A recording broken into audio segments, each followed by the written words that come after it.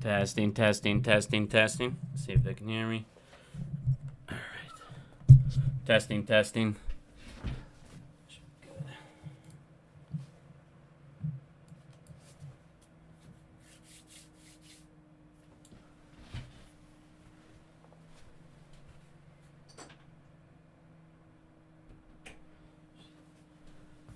How is everybody doing today? Let's go. This is a good day so far, my friends. Really good day. Fucking damn dog. Get in here. If you wake your mom up, I'm gonna spank your butt. Knock it off. Jesus, Murphy. You always gotta make an entrance, don't you? Can you lay down, please? Alrighty. How's everybody doing? Sorry, I'm a little jacked up. Let me shut the door. I don't want to wake up the wifey. Oh, boy. Good boy. Alrighty. Let's go. So this FTX thing is actually pretty crazy. I always thought it was going to be a family office that was going to crash this thing. But it looks like it honestly could be this. It's basically the same aspect on what I was looking for. And it's pretty much set up the same exact way as this family office. Stop, baby. You got to settle down. You're okay. Sorry, Murphy. Murphy wants to say hi, I guess. Buddy, please, settle down. He's been jacked up, too. Alright, give me 2 seconds here.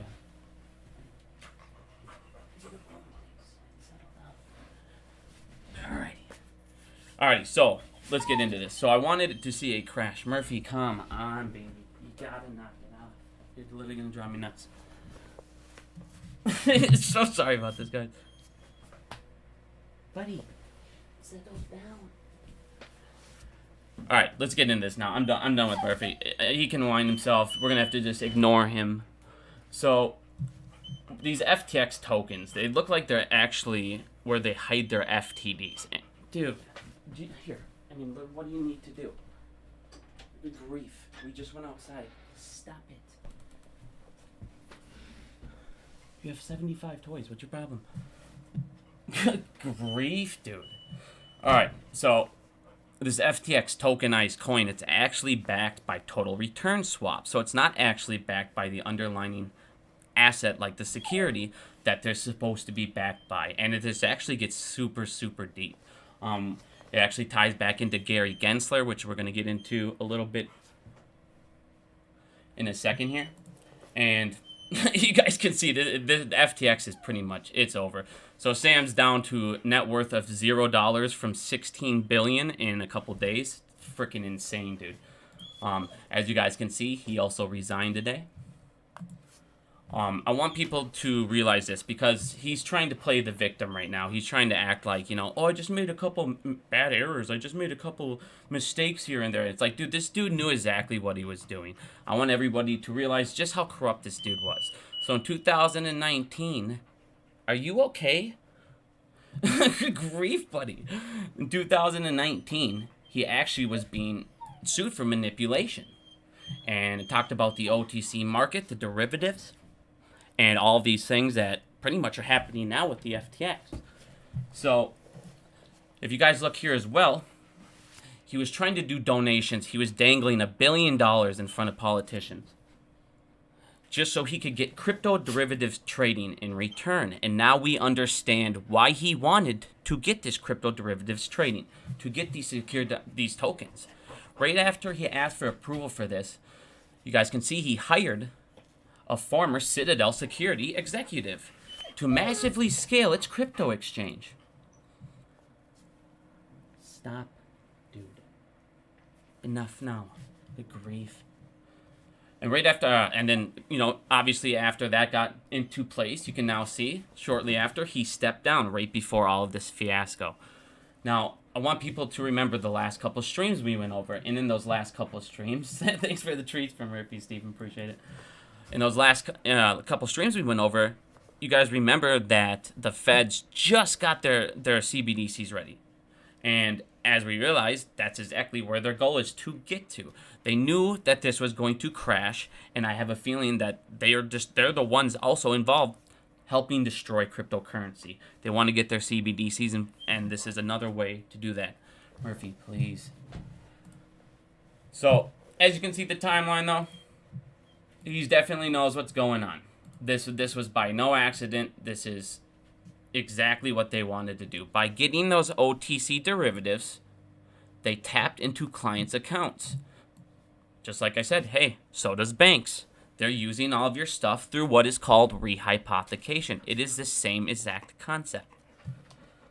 Now, if you look at these securitized tokens, as you can see right now here on Bitrex, and we'll get into the other exchanges and the other ones that offer it as well.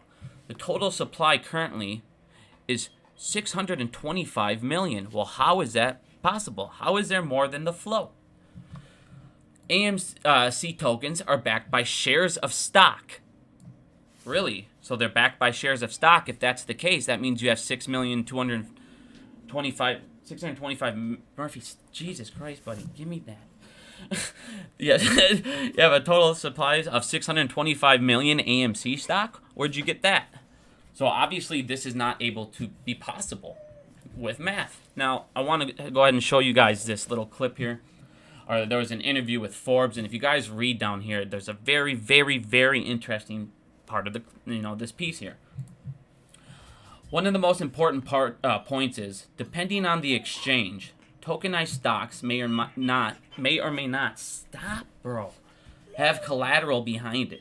The tokenized stock without collateral is a synthetic security that a crypto exchange or stop.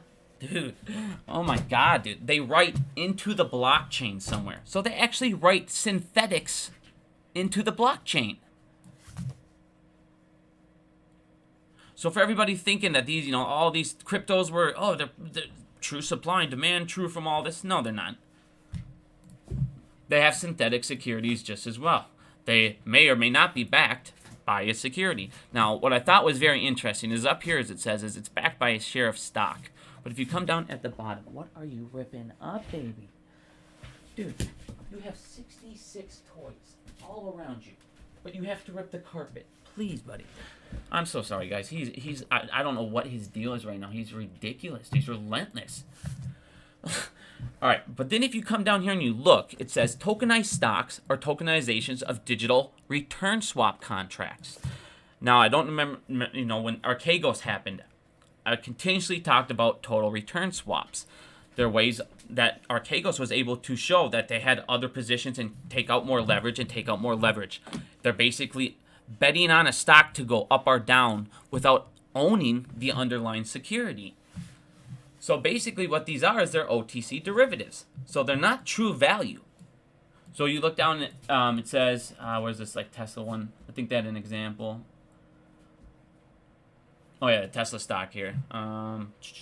Yeah, these digital assets are backed 1-to-1 in traditional stocks. Okay, so if they're backed 1-to-1, again, how the hell can you have 625 million? If you guys look here as well, you can see, like I said, you can see they have synthetics, and they can also be backed by total return swaps. So if you run out of shares to back it, apparently you can also back it with OTC derivatives. Well, who else did that? Archegos did them. Now, I want you guys to remember with FTDs, this is how they are transferring FTDs out. We have talked about FTDs, moving them outside of the country, and all sorts of things like that.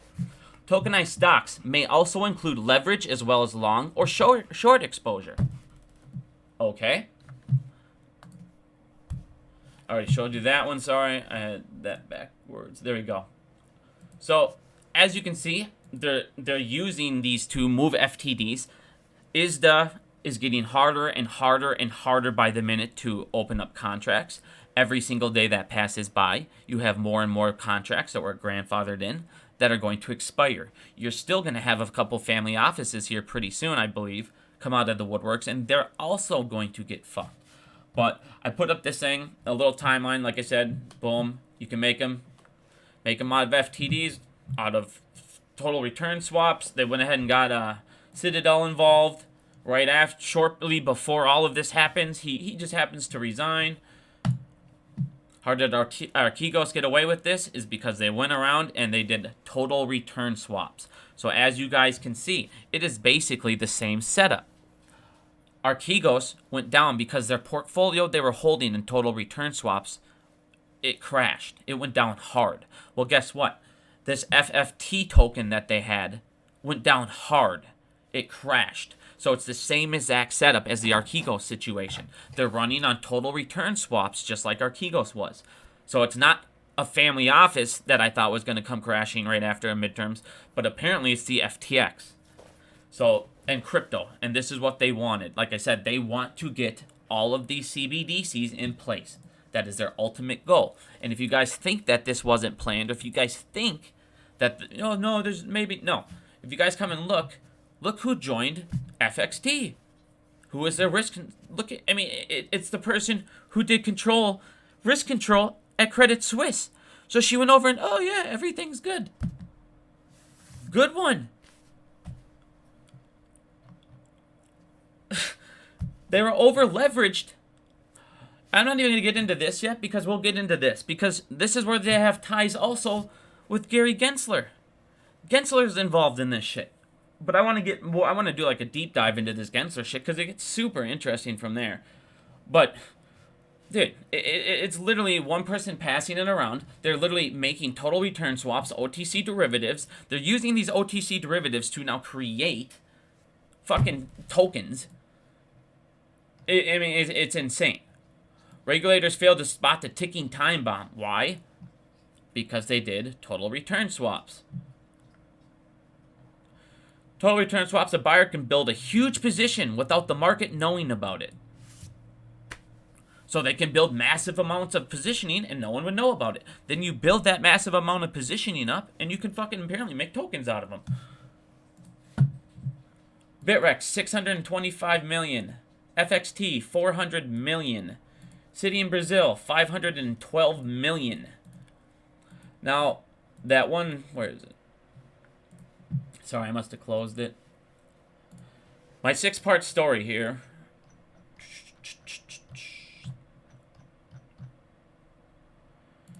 My buddy added at the bottom. Where was it? He added to the story. I think it's down here. Yes. So if you guys look at FXT investors, it's going to have a massive effect. Tiger Global's getting fucked left and right. I mean, Tiger Global's getting railed, dude. BlackRock's getting fucked. I love it. It seems like every other day BlackRock's getting fucked. It's going to have a massive trickle down. And on top of that, guess what, you guys? Citadel Securities investments from 2 of the people that are involved in this. So if they take these hits, maybe they need to go to Citadel and say, hey, we need our investments back. Just like they did with fucking Melvin Capital. Then what? Citadel is going to be fucked. Like I said, I mean, this is the thing. It's the same situation, you guys. I mean, literally, it's the same situation in the stock market everywhere. Everybody's over-leveraged. And think about it. All it took was one guy to do a tweet about, I'm going to sell my crypto coin. And everybody fucking sold it, and it crashed. Why? Because the crypto token itself is its value of the company. Just like Archegos. The value of the company was the fucking total return swaps. That was when the total return swaps fail or you go down and your over leverage collapses. That's exactly what happened. And that is what's going to happen in the market across the board. You still have everybody bleeding. You guys are seeing right now, it's getting harder and harder for them now to short. Look at AMC's borrow percentage. We are up to 55.7%. They have nothing to borrow. They can't sit there and do all of these fucking little shenanigans they were doing before. Dude, they're going to be completely fucked. Morgan Stanley. This was the sweetest thing I saw. I was fucking jacked. Morgan Stanley made a bet against the yen. Or the yuan, whatever, or the yen. And guess what? They fucking lost. And if you look, the exposure was like fucking billions. The exposure is 9.4 billion. They've already paid 400 million in premiums to try it, and they fucking lost. Suck a dick. Morgan Stanley, get fucked, douchebags. Wall Street jobs. This is yesterday. Wall Street jobs cutting. It's gaining momentum. They're cutting more and more and more Wall Street. I posted this like a week ago too. They're ramping it up again. More and more are being fired. Mortgage lenders across, and banks are just basically, there's nothing left. There's no one left to buy houses. Houses will now start to collapse. You are seeing the housing market in Canada collapse. On top of that, you're seeing more and more people having problems with these pension funds. Pension funds, guess what? They were tied up in FTX. They were tied up in Meta. These pension funds are taking massive ass losses, and they don't have the collateral to back it. On top of that, with the Phase 6 and with these other collateral requirements going up and up, on top of that with treasury bonds, the interest rates going up, these pension funds are going to be the black swan. They have to keep putting more and more and more down as collateral as the treasury bond risk goes up. I mean, there's literally nowhere that they can go from now. We're literally watching the shit burn to the ground, and just grab your popcorn. City Strategist says, exit short U.S. equity positions. They just said that yesterday. Get the fuck out of your shorts, dude. If you were smart, get the fuck out. Because this shit's going down, and it's going down fucking hard, dude. Everything I wanted in the timeline is coming to fruition, but it's coming together way faster than I thought. I mean, the timeline literally, I thought these events would be like a month apart. They're like days apart. It's fucking insane. And now that you have this guy getting fucked, guess what? This guy's a young man. He's going to want to live his life. He's going to want to see the daylight again. He's going to want to see the sun. He's not rich anymore. He's going to tattle. He's going to tell all, dude. He's going to wang it up. He's going to talk. He's going to do whatever he has to fucking do to save some time. He has no money. He's got a couple assets that he could maybe sell off, but I mean, like I said, they're fucked. And if you look, and I want you guys to look, look at this. This is how they fucking do it. At no point do they buy a fucking share. They never buy a fucking share to back up these tokens, ever. It's all in fucking swaps, derivatives, collateral. It's the same shit.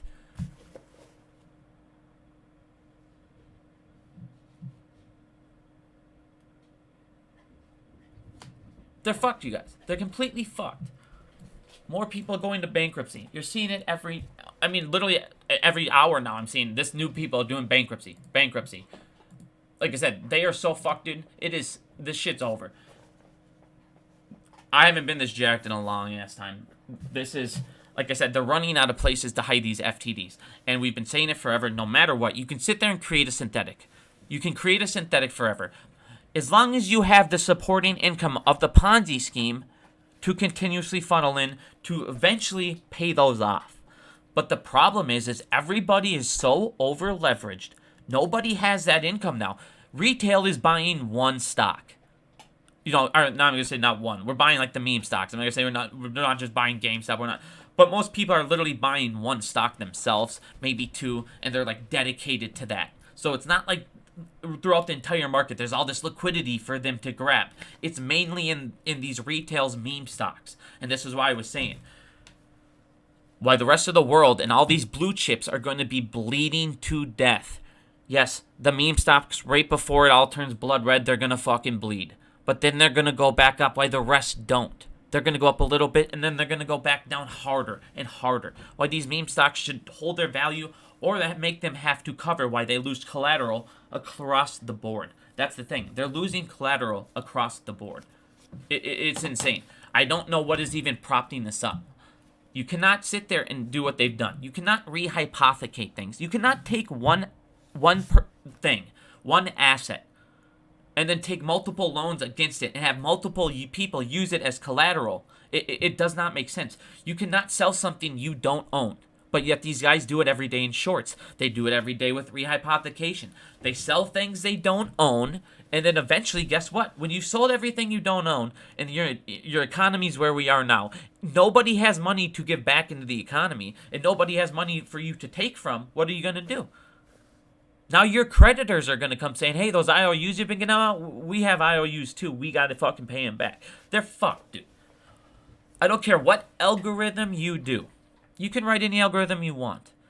there's got to be fucking liquidity for it to grab.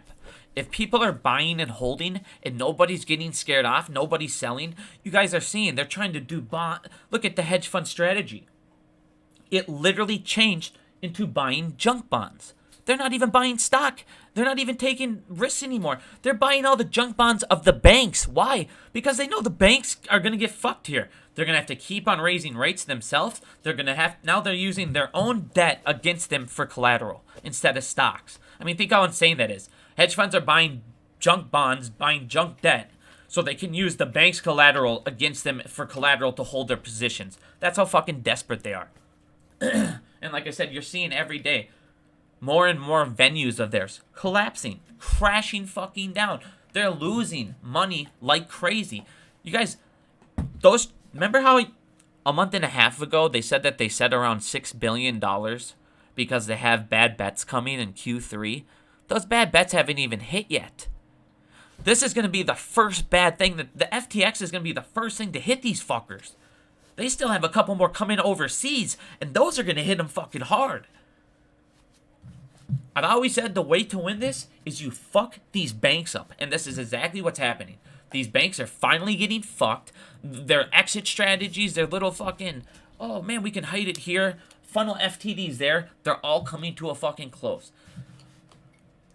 ISDA, the other day, just talked about how they did a test on and how they want to do a central clearing system. Think about how insane that would be. Think about this. If ISDA can get in a centrally clearing system here, give me 1 second. Pull up Sketch. All right. As you can see with these total return swaps and all this shit going on with these tokens and all this stuff, you're seeing everybody over leveraged. But the thing is the DTCC is clearing it all. It's the fucking DTCC. It's the overwriter of the contract. The overwriter of the contract clears it. Think of how fucked up that is. That is the biggest conflict of interest I've ever fucking seen. Ever. That's like me going up to somebody going up to me and saying, hey, I'll give you $1,000 today, and we're gonna have nothing exchanged, but you can use, I'm gonna say $10,000 is what we'll agree upon, and I'll give you $1,000 today. But for no apparent reason ever, just other than you're a bank and you wrote this contract, you can now use that other $9,000. Go ahead and use that as collateral. And what they do is they go ahead and one person will write a contract. So, like I said, you'll have, I don't know, a fucking hedge fund. He'll write a contract to a bank. It's just like re-hypothecation.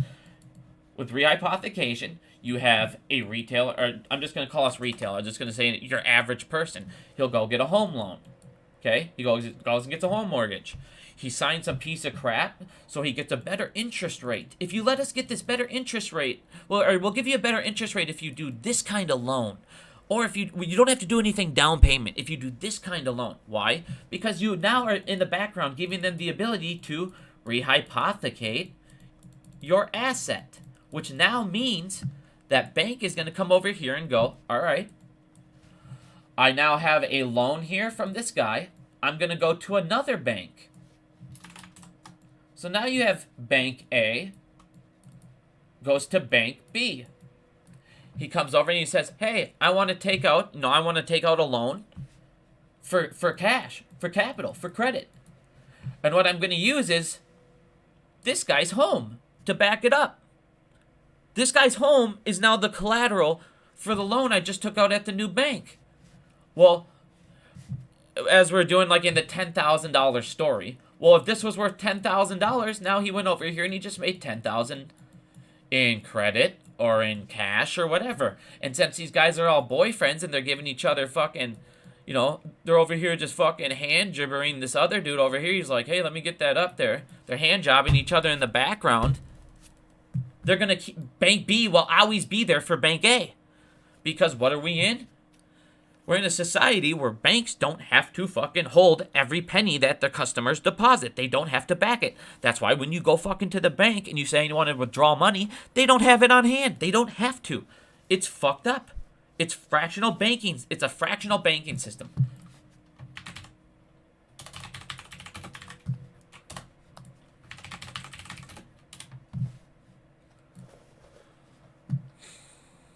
Fractional reserve banking is a system in which only a fraction of banks' deposit are backed by actual cash on hand and available for withdrawal. Now, it gets better.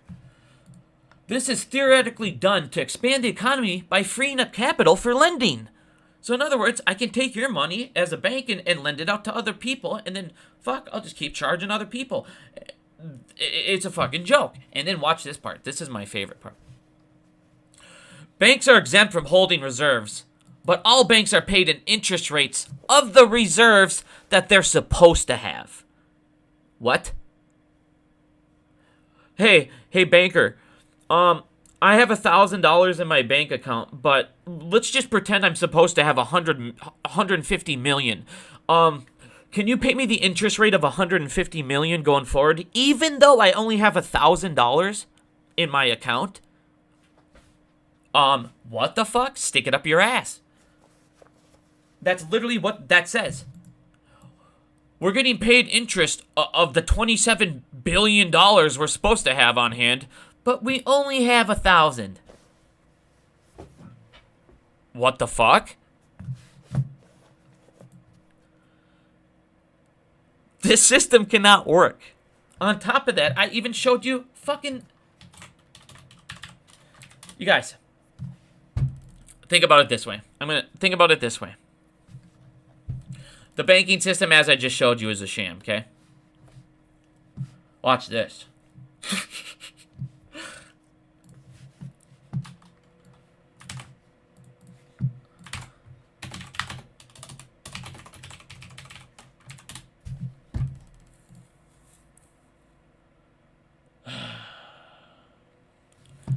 So you have banking sham, you have fractional reserve banking, okay?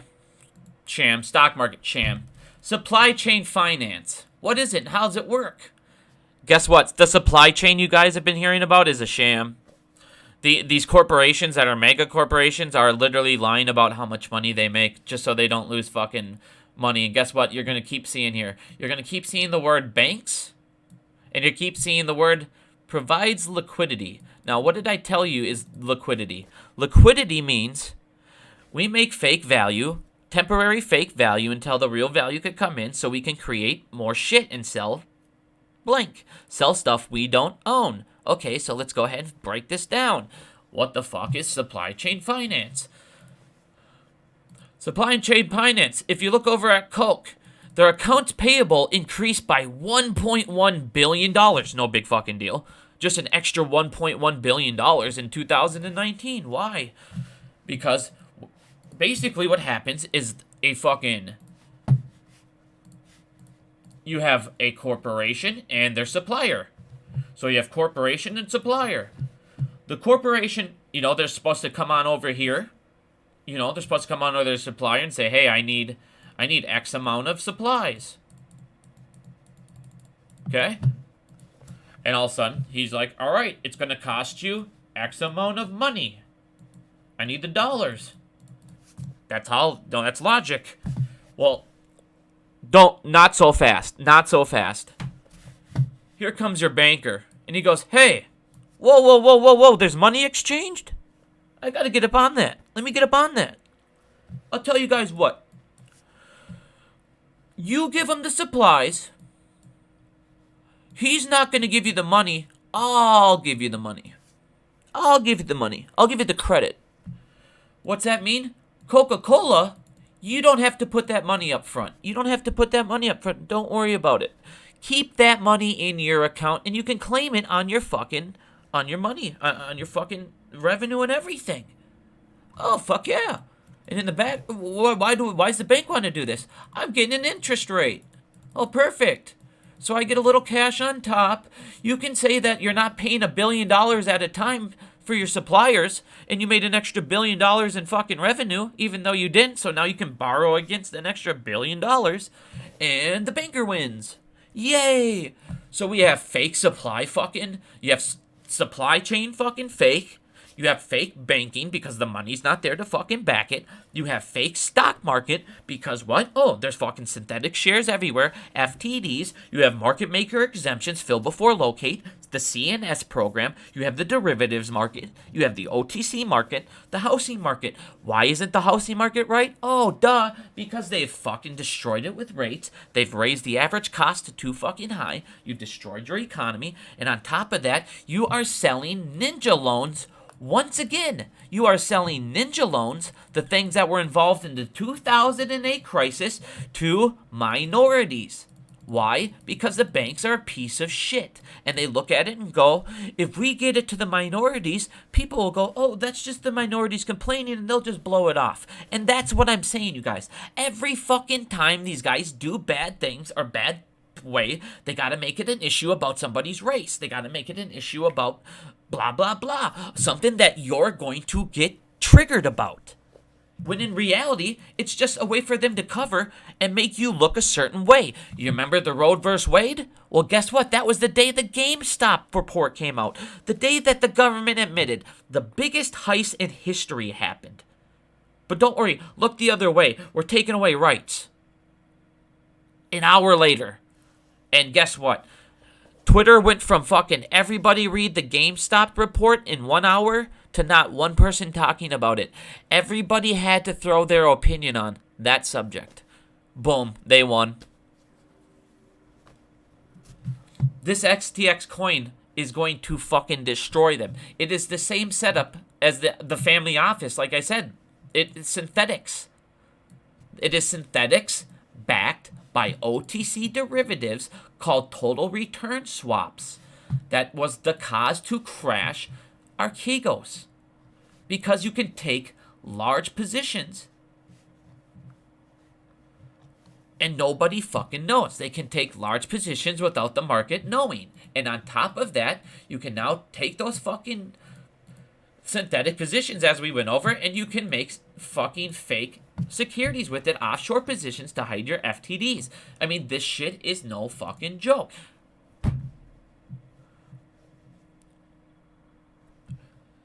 Now, I want you to read the bottom, because I didn't really highlight the bottom of this. Why does this matter? This matters because somewhere in the Misk, Ukraine, or some remote tiny island, investors may not have much recourse if the service provider hurts investors. Because they didn't give you a real coin. You don't own a coin. You don't own that synthetic token. You own the derivatives of a token. You own a total return swap. You don't own the underlying asset. You own a bet that somebody said, I think that this asset will go up. So you have no recourse.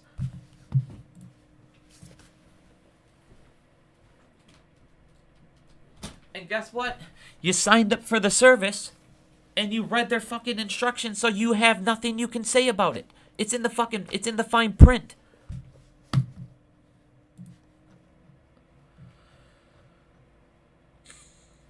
Gensler. I mean, if you guys look at this shit with Gensler, I mean, this fucking...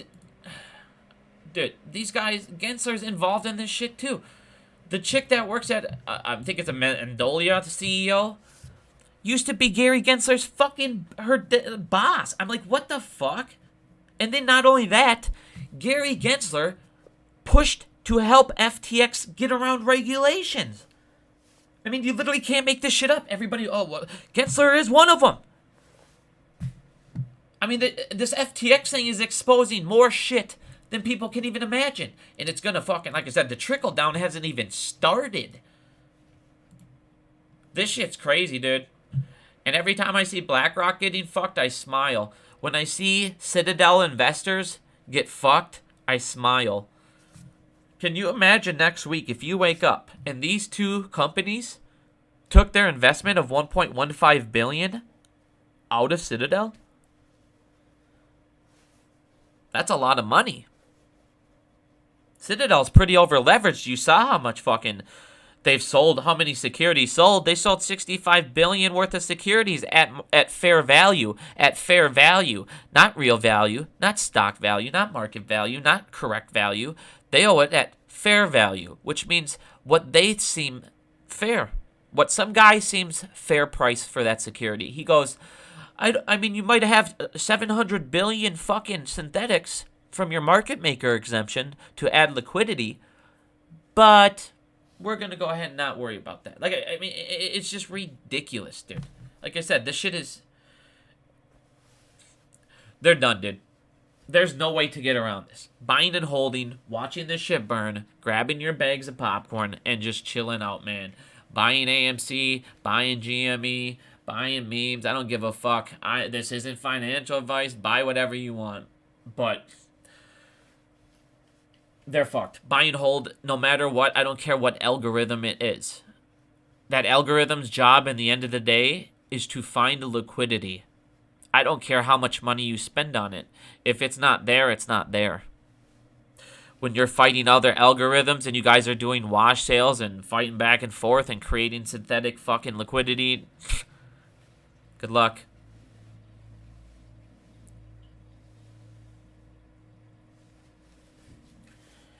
All right, guys. I pretty much went over everything I wanted to go over. I do have to get back to work, so I will talk to you guys. Hopefully, I'll go live. Oh, wait, I'm going live Saturday morning with Peter Hahn. Thank you so much for joining, and have a good day, guys.